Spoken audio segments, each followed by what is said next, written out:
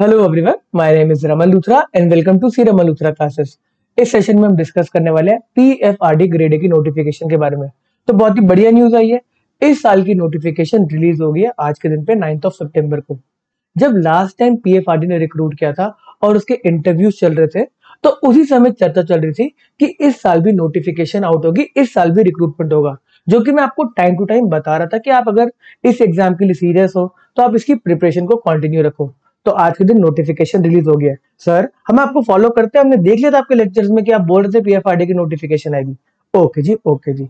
अब इस नोटिफिकेशन को हम डिस्कस करते हैं। कुछ इंफॉर्मेशन जो पिछले एग्जाम से हमने सीखा है वो आपको बताएंगे, ठीक है जी। तो पीएफआरडी का एग्जाम की लास्ट डेट है फिल करने की, वो है 7 अक्टूबर। अब जनरली आपको 40 टू 50 डेज मिलते हैं इसका प्री के एग्जाम के लिए, तो आप जल्दी से इसकी प्रिपरेशन स्टार्ट कर दें। लास्ट डेट से 40 टू 50 डेज में आपका एग्जाम कंडक्ट हो जाता है, तो आप इसकी प्रिपरेशन को स्टार्ट रखें। लास्ट टाइम जो वैकेंसी आई थी उसका नंबर था 5, और इस बार जो जनरल स्ट्रीम में वैकेंसी आई है उसका नंबर है 15। तो ये एक बहुत ही अच्छा ऑप्शन है आपके लिए एग्जाम देने के लिए।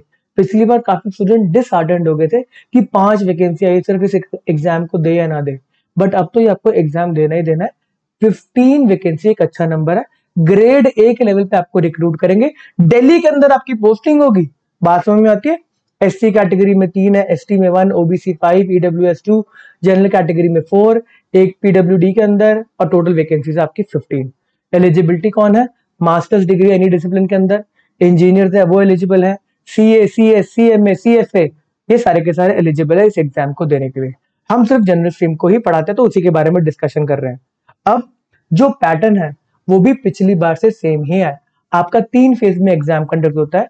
फेज 1 के अंदर आपके होते हैं 2 पेपर। एक होता है पेपर 1, पेपर 2। पेपर 1 के अंदर आपका जो क्वेश्चंस आते हैं वो क्यूआरई और जनरल अवेयरनेस से आते हैं। जनरल अवेयरनेस, इसमें 80 क्वेश्चंस आएंगे, 25 मार्क्स ईच के। अब इसकी स्पेसिफिक कट ऑफ नहीं है, स्पेसिफिक कट ऑफ नहीं है, आपको टोटल कट ऑफ क्लियर करना है पेपर 1 का। अब पेपर 1 का कट ऑफ क्या है वो नहीं पता, वो नहीं पता। पेपर 1 का कट ऑफ जो भी परफॉर्मेंस रहेगा स्टूडेंट्स का उसके बेसिस पे डिसाइड किया जाएगा। ऐसे ही जो आपका पेपर 2 है, पेपर 2 के अंदर आपके टेक्निकल सब्जेक्ट्स है, commerce and accountancy, costing, company management, economics, finance and pension sector. जो सेबी के लिए प्रिपेयर कर रहे हैं उसमें बस पेंशन सेक्टर नहीं, बाकी पूरी की पूरी नोटिफिकेशन सेम है, डिट्टो सेम है, ठीक है। आपके 50 क्वेश्चन पूछे जाएंगे, 2 नंबर ईच के। अब सुनो, आपका ये एग्जाम कंडक्ट कराता है IBPS, institute of banking personal selection. ये 2 नंबर के क्वेश्चन आपको क्या लग रहा है हलवा क्वेश्चन आएंगे? नहीं।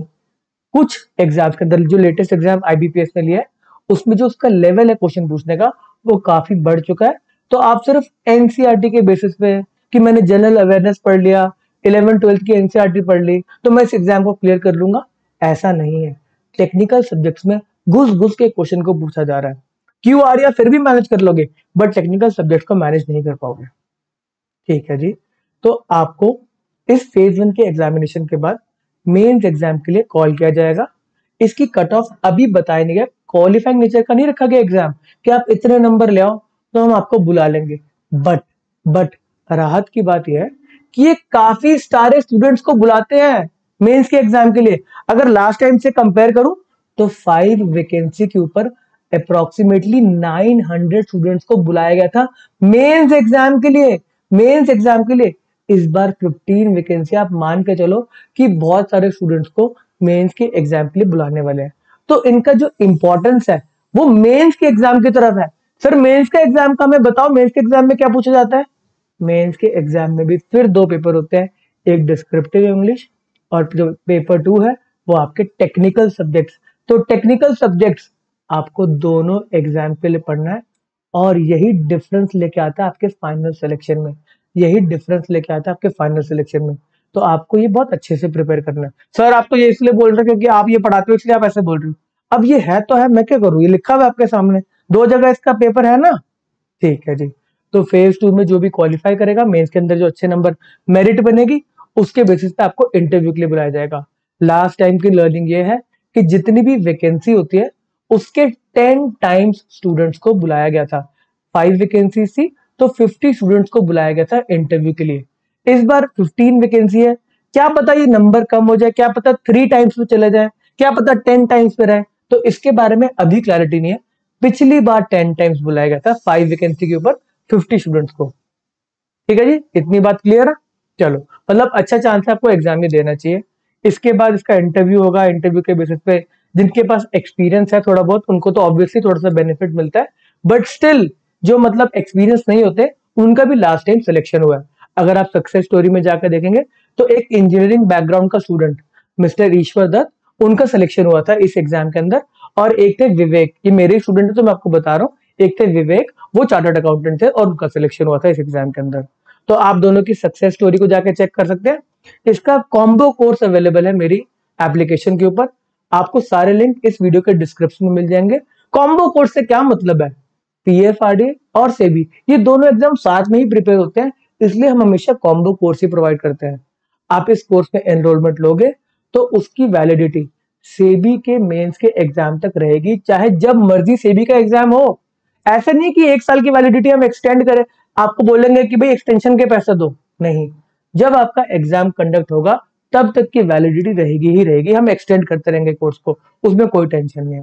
ठीक है जी, तो आप जो बच्चे थोड़े से अभी एग्जाम के लिए पढ़ाई नहीं कर रहे थे, उनको मतलब एक क्या कहते हैं, कोई पुश चाहिए था प्रिपेयर करने के लिए, तो इससे बड़ा पुश क्या है, नोटिफिकेशन आउट हो गई है, तो आप पीएफआरडी एग्जाम को पहले देंगे और उसके बाद आप सेबी एग्जाम को देंगे।